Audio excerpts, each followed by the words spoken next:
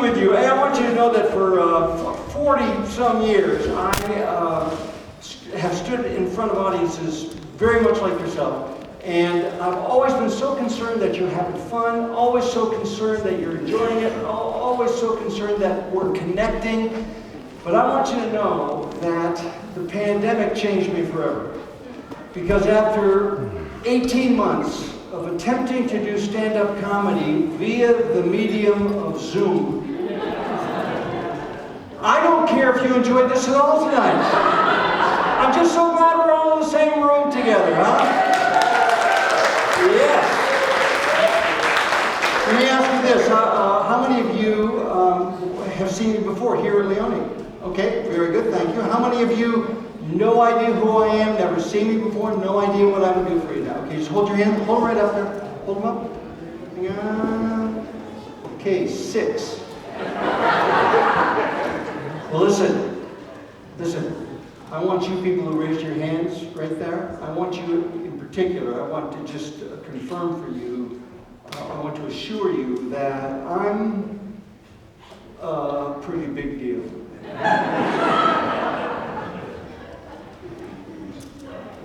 Didn't used to be. Even 6 months ago, nothing special. And then one day I'm online, and this little Facebook message box pops up from a Facebook friend of mine, who was actually a real friend, and said, "Congratulations, so proud." So, I said, "Thank you, why?" He said, "Check out the link," and I did. I clicked on the link. It took me to americomic.com. Top comics not to be missed in 2022. There's my picture, my bio, the whole deal right there. So, thank you. Thank you. There were 3,400 of us. It was in a smaller category called clean/older. 3 of us in there. And the other 2 guys had walkers.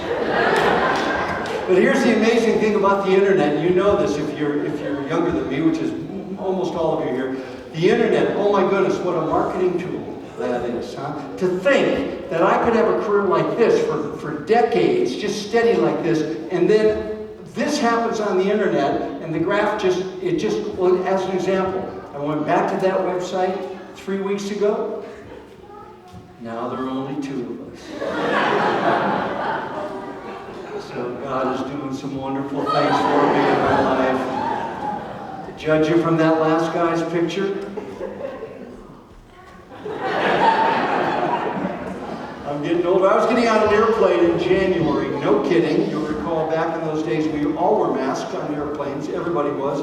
So I'm walking on the airplane, and the flight attendant who was passing out the hand sanitizers looked at me and went, "Whoa, has anybody ever told you you look like President Bush?"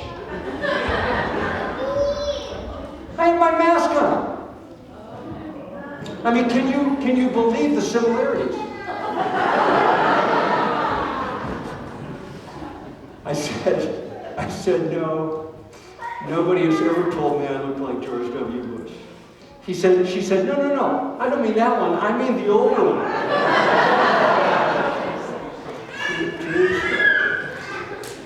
Yeah, getting older. Yeah, on the airplane. Oh, by the way, this is my I've been doing what I do for 45 years now. This will be in September, my 45th anniversary. Thank you. Just doing this, which is, I think it's pretty amazing. I know it's been 45 years because 5 years ago, when I would have been saying 40 years, on September 15th, I was at the basement of my house and I was digging through some old boxes from when we made a move. I was looking for some particular books.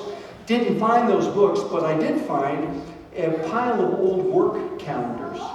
And the oldest of the work calendars was 1977. And I thought to myself, I wonder what I was doing 40 years ago on this very day, September 15th, 40 years ago. in 1977. I went back to that date. I looked. There was my first professional booking. And I thought, oh, this is so great. Whenever I said to my wife, Judy, I said, Judy, look at this. We should be celebrating. This is like, it's like an anniversary. I've been doing this for 40 years. And she said, huh. And that was the extent of the celebration right there. That was pretty much it. Which is kind of the way it is. Older folks, don't you agree this is the way it is? Isn't that kind of the way it gets to be with celebrations for us? Now, I want to ask you, who has a birthday? Does anybody have a birthday? Any children have a birthday this week? Anybody have a birthday? I see a hand. I see a hand way back here. I'm going to ask this young. The first hand that went up was right over here. Did you raise your hand? Yes. What's your name? Once again? Could you say it for me? Hadassi? Hadassah? Okay, Hadassah. How old are you going to be on this week? 11 years old? Okay, now I want to ask you, Hadassah. When you look forward to your birthday, which day is it going to be? You know? Saturday? When you are looking forward to your birthday on Saturday, do you start to get a little bit excited about that? And when you wake up on Saturday morning, are you going to feel like going, woo, it's my birthday? Yeah, that's what, I remember that feeling. But Hadassah, when you get to be the age of some of us in here, we wake up on our birthdays and we go, huh. I had my 50th birthday, Hadassah. I had my 50th birthday a couple months ago, a few years. Actually, it's been nearly 2 decades going on. 50 years. And I woke up and I just feel like, we've just had a lot of these. We've gotten really used to it, I guess. That's the way celebrations become as you get older. I was talking to this kid on the airplane. Well, he wasn't a kid. He was probably 50. I'm talking to this guy, and he told me, this is back in February, I said, we're talking about Valentine's Day. And he goes, yeah, he said, I bought for my wife and my sister-in-law, I bought Caribbean cruises for Valentine's Day. And I said, you bought cruises for, did you not consider just a card? I mean, for the cost of a couple Caribbean cruises, you could buy a whole boxcar full of Hallmark cards. He said, well, you know, life is for making memories. Which ironically is right off one of those Hallmark cards. I'm pretty sure that's where he got it. Memories don't have to be expensive. I remember a Valentine's Day didn't cost me a thing. 6th grade, Mrs. McCoy's 6th grade class, 2nd floor, end of the hall. She gave us an assignment in the beginning of February. We were to go home and decorate a cardboard shoebox for our class's Valentine's party. Well, as was my way, I pretty much forgot about the assignment till, I think it was just after breakfast on the morning that it was due. But I did find a cardboard shoebox there, and I did find one heart-shaped candy left over from the previous year. It was deep in the cushions there, so it took some effort on my part to get it out. I stuck it on the side of the box. I went to school, I noticed that all of my classmates' boxes had glittery papers, shiny foils, cut-out hearts and cupids. Mine, on the other hand, was decorated with a very attractive factory-printed likeness of Buster Brown and his dog. Over the dog's face, I had glued the heart-shaped candy with capital letters displaying the 2 words, "Eat me." I understand this particular slogan has since been discontinued. After the Pledge of Allegiance, the pretty little girl across the aisle reached over with a heart-shaped candy for me. It said, "Be mine." And I reached in my box and I got the perfect one for her. It said, "Okay." Didn't cost me a dime. Didn't cost me a dime. Yeah, she and I, by the way, went all the way through junior high together then, all the way through high school, graduated from high school in 1970. I am proud to say that I graduated in the top 3/4 of my class. But even prouder to say that my little Valentine and I have now been married for 48 years.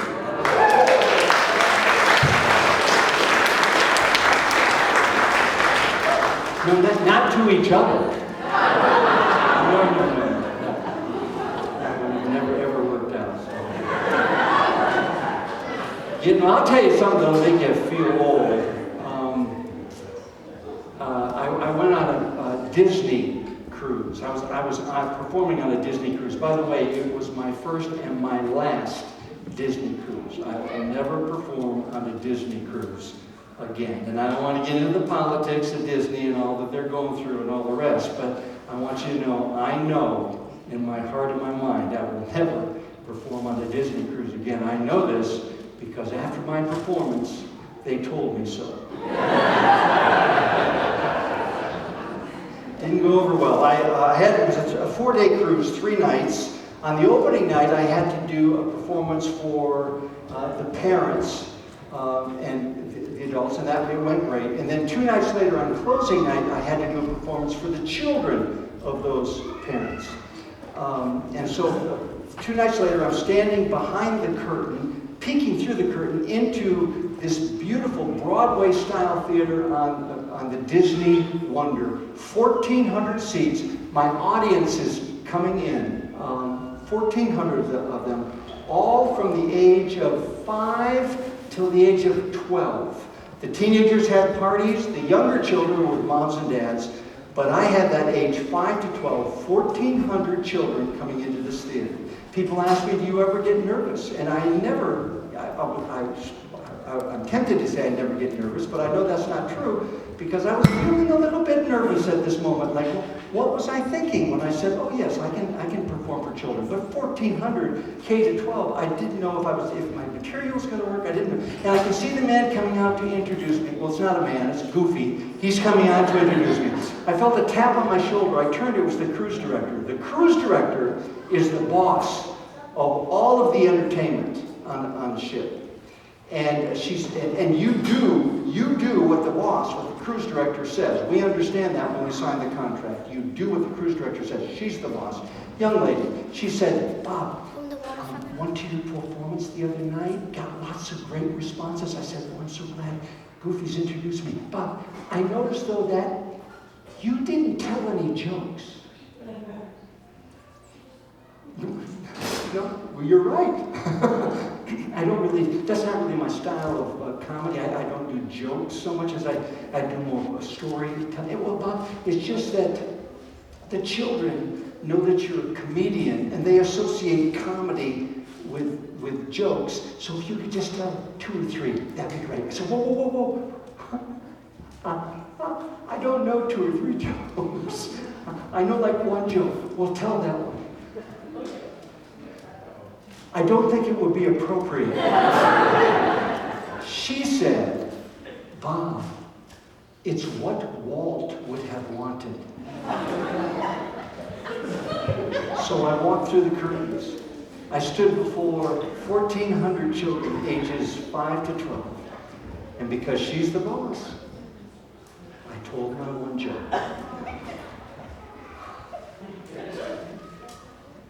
Children, perhaps you've heard the one about the older woman who lost her husband.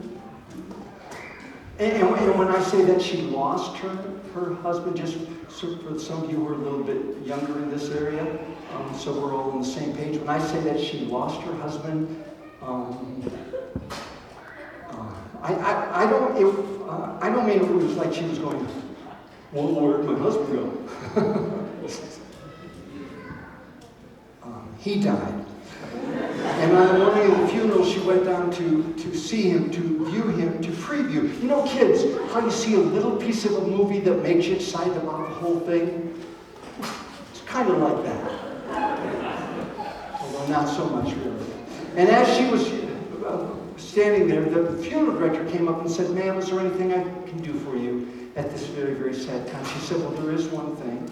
As you can see, my husband's being buried in his gray suit. And I know he always wanted to be buried in his black suit, but that was his favorite one, so it's all worn out. And that's why I brought you a gray suit, but now I am feeling badly at the end. I wonder if it would be possible for you before the funeral to run over to the men's store, pick him up a black suit, I'll pay you whatever it costs. He said, ma'am, consider it done.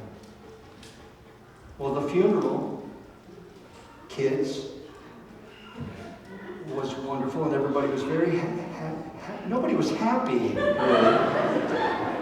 A couple weeks later, she realized she had never gotten a bill from the funeral director, so she called him up. She said, "Sir, please tell me, what do I owe you for the new suit?" And he said, "Ma'am, as luck would have it, you don't owe me a thing. On the very morning that you were there, after you had been there, another woman came in to see her husband. And her husband was being buried in a beautiful black suit. And she told me, I'm feeling badly because I know my husband always wanted to be buried in a gray suit. So I just switched the heads."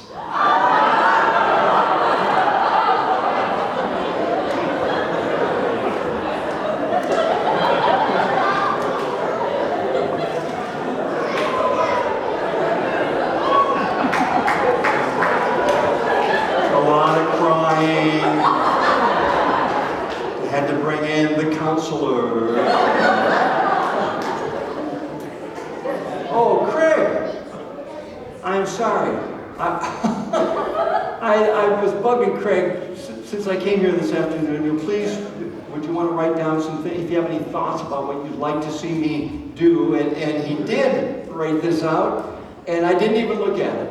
So it just hit me when I was thinking, what's next? And oh, gee, the papers. So I'm sorry about that. Yeah, it looks great though. So, number 1, develop a sense of community and family.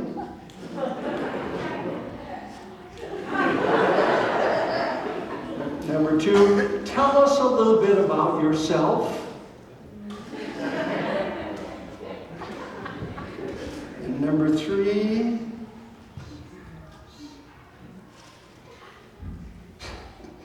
I am not going to get this. I can see it, but I can't read it, Craig. Do you remember what it was? It was number 3. It looks like Place a Nose Wetching Lead Store. Place a Nose Witching Lead Ked Store. Place a No Witching Ked Store.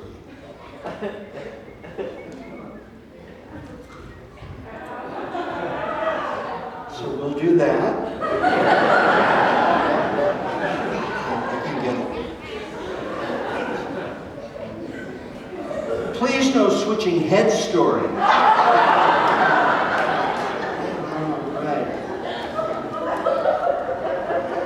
So I would like to begin tonight by creating a sense of community and family. And I was thinking, hey, what better way to do that than by doing some music together? Because how many of you have heard the expression, music is the universal language? How many of you? Yes, many of you. That's a lie. That's absolutely untrue. Few things are better than music in dividing families right down the middle. So I was trying to think, what is some music that all of us could do and enjoy, from the youngest to the oldest here tonight? And you know what? As I travel around the country, we get talking about music sometimes, and I'll often say, what is it that used to just fill you up? You couldn't get enough of that kind of music, and you're just not experiencing it anymore. And you won't be surprised to hear me say that cross-continentally, cross-generationally, cross-racially,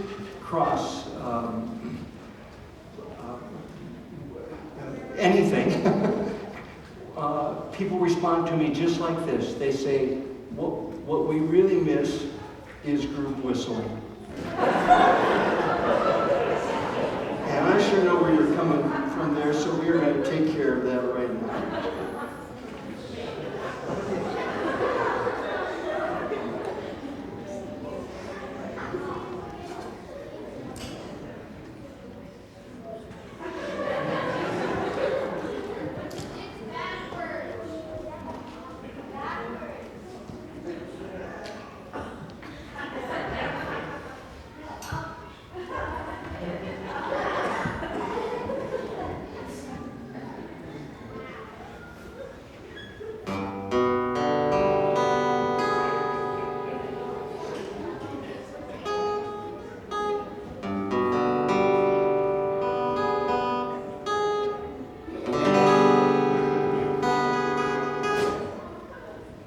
That's right.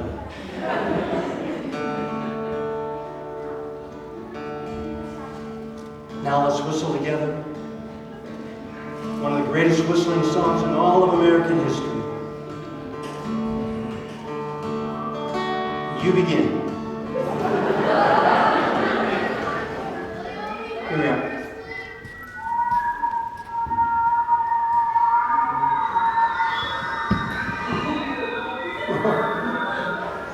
Oh, please stop. I'm sorry.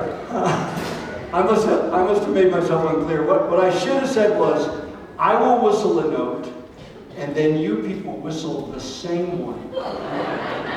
That'll help us. Here we go. I'm sorry to laugh, it just sounds so terrible from where I'm standing right here.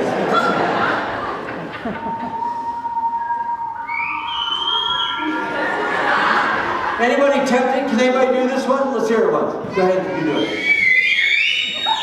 Oh, I heard a good one back there. Who did that? Who did that back there? Yeah. What's your name? And it's a girl. Did you say Sandy? Tammy. Sammy. Sandy. You mind if I call you Tammy? Does it make a difference? Sandy, can you do that? Let's hear that again. That one that goes wee wee. Is what? One more time because I was talking to you. Nice and loud. Here we are. Yeah. Hey, Sandy.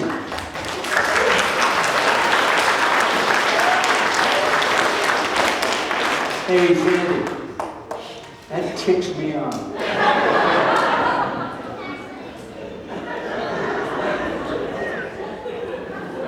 I'll tell you why, Sandy. I worked 15 years of my life to do what you just did with such ease right there. And I finally realized, you know what? If you have the genes in your finger or in your tongue, or in her case, she didn't need them in the finger, just in the tongue. If you have those genes, well, then you can do it. But otherwise, hey kids, we're going to listen to that one more time, then I'm going to ask you a question, okay? All the children say under like 12 here. Okay, Sandy, one more time as loud as you can. Wee, wee, chair.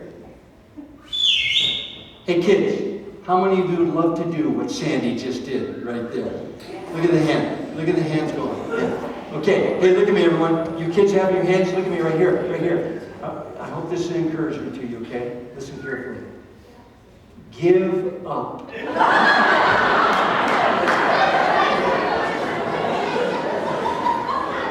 It was so frustrating to me, Sandy, because, well, for one thing, I was the only one in my group of friends who couldn't do it. All my friends could do that wee wee whistle. I couldn't do it, so consequently I never felt like I belonged in a group because I couldn't, in the group, I didn't belong because I couldn't do the whistle. I'll tell you what, Sandy, when I do this, you do it, okay? Here we are, ready? Here we are, get ready, here we are. That's the spot right there. Here we are, Sandy, ready, here we are. Did you leave?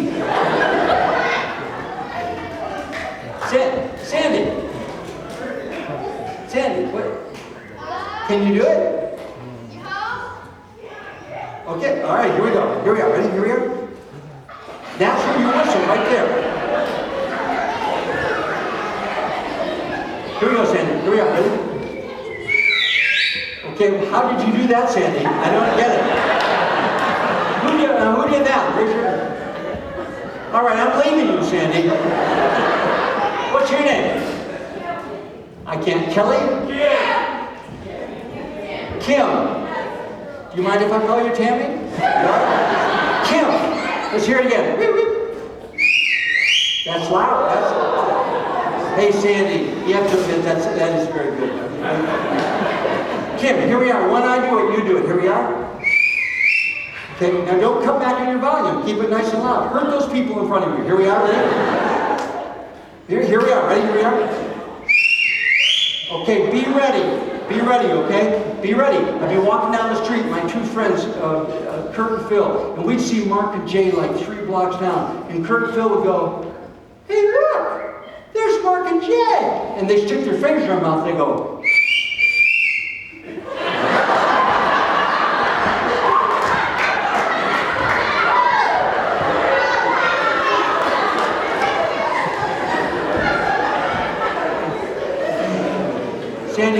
my show. Okay. We'll do it again. Hey, look, there's Mark and Jay. They stick their fingers in their mouth. Get ready, here, and they go. And then wake up. Sandy, just.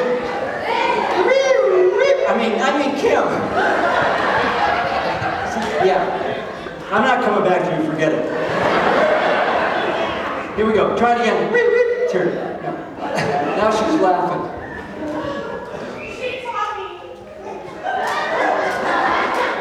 Okay, go ahead, Sandy. Go ahead.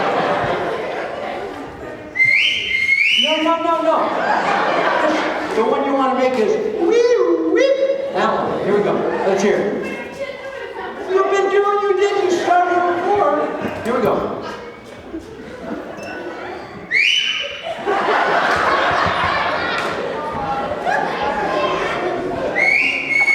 Okay, you make any sound you want. It really doesn't matter.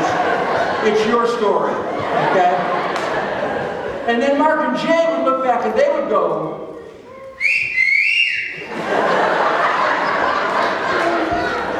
And we would take off. It was so frustrating to me, Sandy. I'm telling you the story.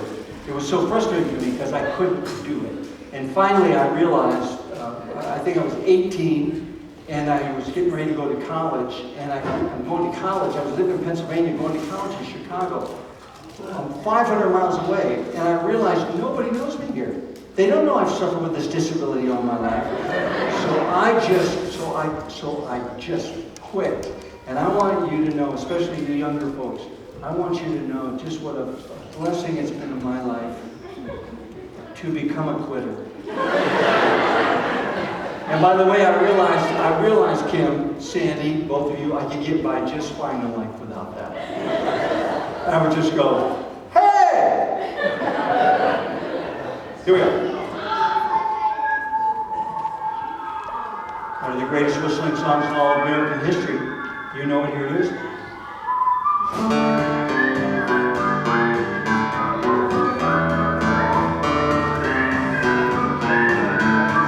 Again.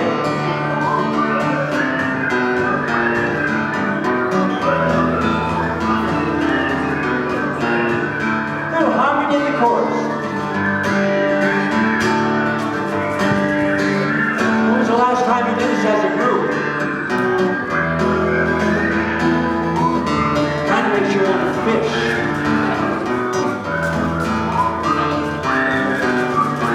Last time with a finger snap. Here we are.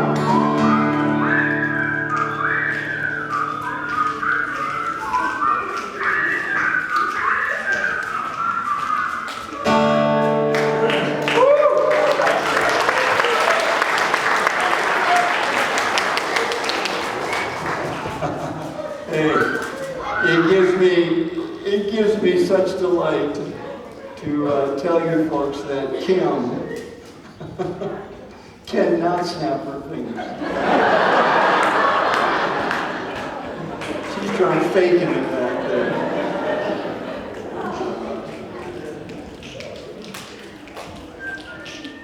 That's the man. When I was a kid, hardly a week went by. But what he didn't say to me, when I was your age, I used to get up at 4 in the morning and walk 12 miles to school. Uphill. Both ways. In the snow. Barefoot. No, naked. Many mornings I was naked. Long lines of naked children. So cool. And I used to say to my friends, did your moms and dads have to walk a long way to school? And they all had the same response. So for one of my friends who said, no, my dad only used to have to go about 9, but he used to have to raft part of it.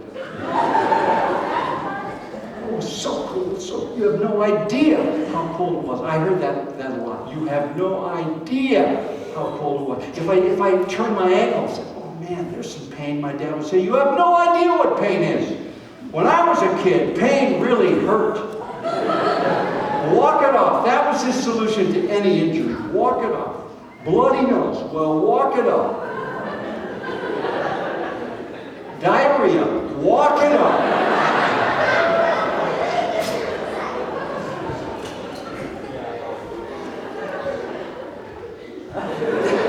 Thanks, Dad. I think it's working. I had appendicitis. My dad told me to walk it off. Now listen, I cut my dad a little slack. He's not a medical doctor. He didn't know that I had appendicitis. I didn't know that I had it, but I did. And when I woke up at 4 a.m. in recovery, my dad was 3 feet away going, I'm so sorry. If I'd known it was appendicitis, I never would have said that. I am so sorry. I thought it was a gallstone or a twisted bowel. Wonderful guy. Wonderful guy. I've actually gotten more laughs out of my father through the years. More laughs at my dad's expense than anything, I think. But I want you to know, if he were here tonight, he'd be sleeping. But I would tell these stories, and my dad would just be delighting in them, which tickles me to know that my dad gets it. My dad understands his boy's profession. My dad knows that I'm just using him to make money. Hardly ever seen him angry. That's the truth. Really? One time, I think, I had a slinky. How many of you had slinkies, by the way? Yeah. Hold your hands up again. That's almost everybody. That has to be one of the greatest marketing feats in all of American history. Some marketing genius convinced, listen, 300 million of us, that we all had to have our own personal spring. And we did this a lot, folks, because what else could it do? It did not go downstairs. No, it did not. No, it didn't.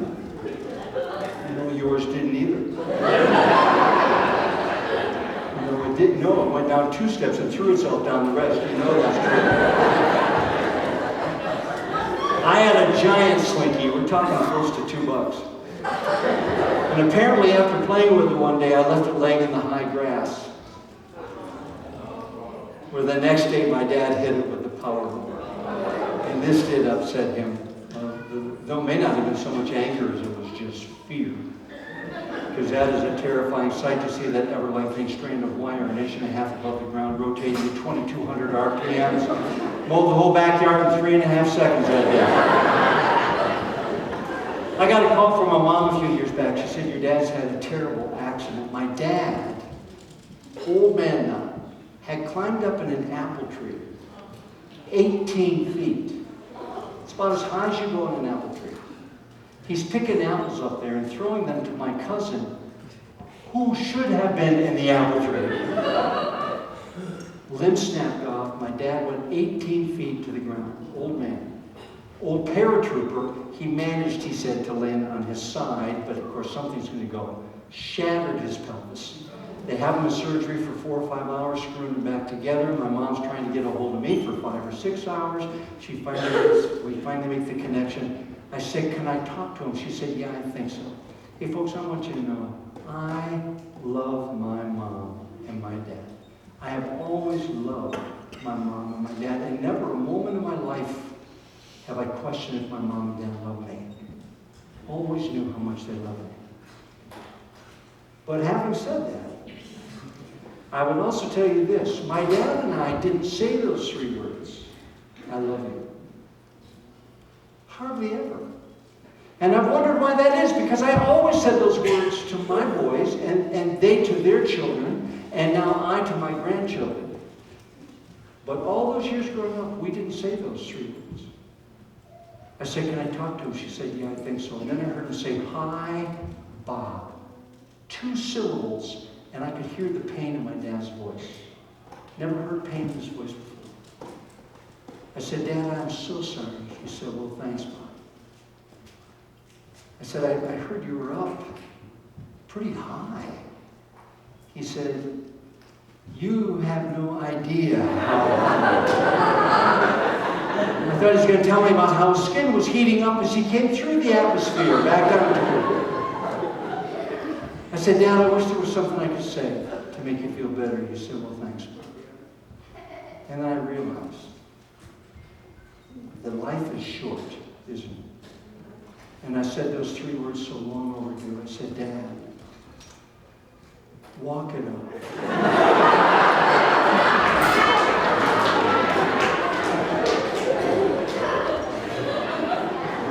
Which got him laughing pretty good, by the way. And apparently it really hurts to laugh with a crotch full of screws. But hey, the story would not have to have ended that way. I might have said, I love you, Dad. And had I said that, I know he would have said, well, you have no idea how much I love you. Which is exactly, folks, what God says to us in this room tonight. You have no idea how much I love you. You have no idea how much I love you. And some of us might be tempted to say, oh, no, God. I know if I'd been the only one who needed to be saved, the only one lost in sin, you would have died just for me. I know how much you love me. And he goes, no, listen, you have no idea how much I love you. The Apostle Paul, right in the middle of the book of Ephesians, and we're not going to take it on further, but right in the middle of Ephesians, the Apostle Paul says, I pray that you, meaning us, along with all the saints, those who have gone on before us, I pray that you might know how wide and long and high and deep is the love of Christ. And then he says something unusual. He says, I pray that you might know this love that surpasses knowledge. In other words, I pray that you might know what you cannot know. Well, how can I know what I can't know? And what he's saying, what he's praying is that every day we might know more and more and more of this ultimately unfathomable love of Jesus Christ. We may not in eternity understand the entire depth of his love. So great is this love. What a great prayer that is for us. And and how blessed you are to have a place like Leoni Meadows, where you can come here and you can, each day this week, all of you, from the youngest to the oldest, you can learn more and more and more of this love of Jesus. That's what this camp is about. That's what you people, that's what your church is about. Share this love of Christ with those around. What a great thing. Thank you for that. I would like to do just one more piece for you tonight. And just for fun, I'd like to end with this. Sir, would you help me with something? Yeah, would you help me with something? Yeah. What's your name? Ariel. Say it again. Ariel. Ariel? Ariel? Ariel. Shalom. Ariel. I see it. How do you spell it, guys? A-R-I-E-L. Yeah, A-R-I. You know Ariel, everybody? You do now. Say hello to Ariel. Welcome Ariel to the stage. So Ariel, here's what we're going to do. In a few minutes, I am going to put my arm, you don't need to do this, but I'm going to put my arms like this, okay? Could you pull up your left sleeve there? There you go. Just pull it right up to your elbow. That'd be great. I'm going to put my arms like this. And then I'm going to say to you, okay, Ariel. And when I say that, I want you to give me that left hand. I want you to put it right here on my elbow, right there, like that, okay? And then I'm going to have you do several things 4 times. Here's the first one. 1, 2, 3, 4. Go ahead. Good. And if it helps to count out loud like that, that's fine. You don't have to. Then Ariel, you can put the one finger up in the air, and you can lift your hand off, and I want you to put the end of your finger right between these 2 of my knuckles. The middle ones are right there, okay? And here's what I want you to do, Ariel. I want you to go 1, 2, 3, 4, just like that. Then I want you to imagine you have a BB between your thumb and your finger. 1, 2, 3, 4. And the last thing, Ariel, put that straight finger 1/2 inch away from my thumb. And I will reach out and pinch it. And when I pinch it, I want you to pull your arm way back like this. Okay? All right. So Ariel, I would like to rehearse this once because I'm not feeling real confident. Okay? So I'll say, okay, Ariel. That's your cue. And then 4 times. And then I'll do it. You ready now? You know what you're doing it? That's it. That's the one. Then the baby. then half inch away, I'll pinch, and you pull way back. You're laughing at absolutely nothing. You do realize that, don't you? Okay, I want you to stand right over here. That's your spot. I'm going to bring up this prop right here. I have been playing with this screen for about 25 years and making shadows upon it. And I'd like to close the program tonight with this piece. And actually, Ariel is going to close my show tonight. And I want you to know just what a joy it is for me, privilege really, to work with Ariel. Because he truly is one of the finest shadow artists in the room tonight. So, and you will go crazy when we have this one. So if we could turn out the lights back there, please. And Ariel and I are going to use this screen. No, but you have a little bit of time. Your cue, Ariel, will be okay, Ariel. All right. And but I probably won't say that for a good 45, 50 minutes. So, enjoy.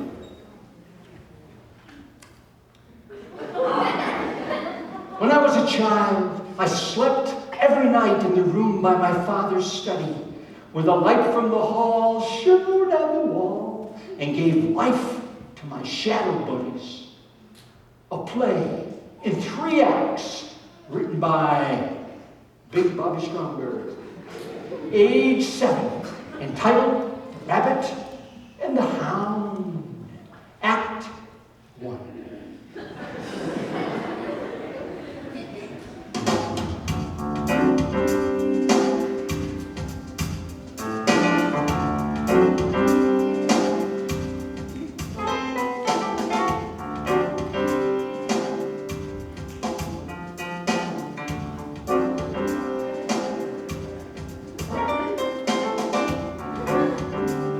This would be the rabbit.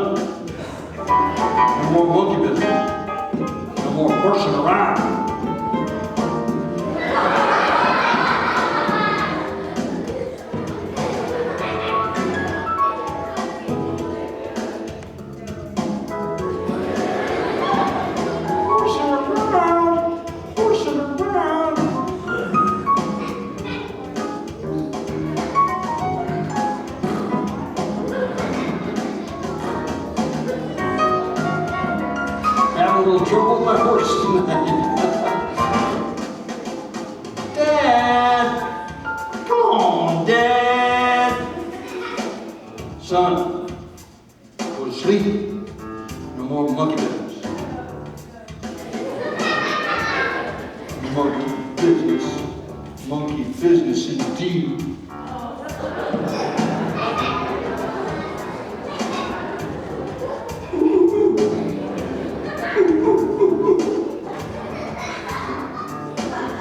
Okay, Ariel.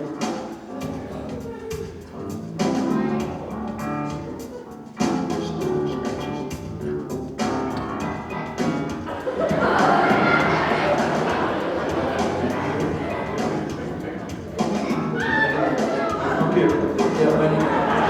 Just say 4 times. Bend your finger. That's it. Little baby. Reach it up.